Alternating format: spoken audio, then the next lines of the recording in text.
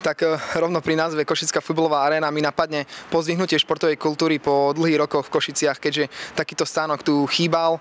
Chýbala tu prvá liga a s postavením tohto stánku ozaj sa ten šport v Košiciach pozdvihol a je na dobrej ceste tým správnym smerom. Tak ten prínos je obrovský, ako som spomínal, chýbala tu tá prvá liga a keď v takom veľkom meste, ako je Košice, metropola východu, chýba prvá liga, tá konfrontácia s tými tímami, taký stánok, moderný stánok, krásny stánok, tak už len tým postavením sa pozdvihne tá športová kultúra, tá popularizácia toho futbalu a ide to už v ruka v ruke s tým celým športom a futbalom.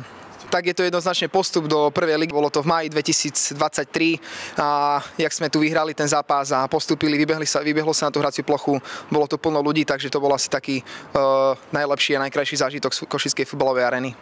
Práca Košickej futbalovej arény, ja si myslím, že je na veľmi vysokej úrovni. Organizujú nielen zápasy Nike ligy, ale hostili sa tu aj iné európske súťaže, ukrajinské týmy, bola tu reprezentácia a čo sa vidí vlastne, ako sa tu pracuje, tak je to fakt na vysokej úrovni a klobúk dole pre všetkými zúčastnenými a celým tým tímom Košickej futbalovej arény. Je to obrovskou motiváciou, pretože mladí futbalisti vidia tie hviezdy, vidia tie vzory, ktoré pobehujú po ihrisku a predstavujú si, že to budú raz oni a to je ich motiváciou do budúcna a do toho tréningu. Tak organizáciu majstrovstiev Európy 21 rokov vnímam ako pozitívne, opäť obrovský prínos pre športovú verejnosť, pre futbal.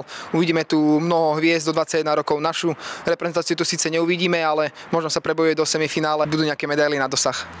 Tak chcel by som zaželať Košickej futbalovej aréne všetko dobré, aby sa stále organizovali zápasy na takej vysokej úrovni, aby tu bola vždy pohoda na zápasoch a hlavne, aby si ľudia našli cestu do Košickej futbalovej arény, že by tu boli vypredané zápasy, chodilo čo najviac ľudí a možno, že by tu raz prišla aj taká Liga majstrov.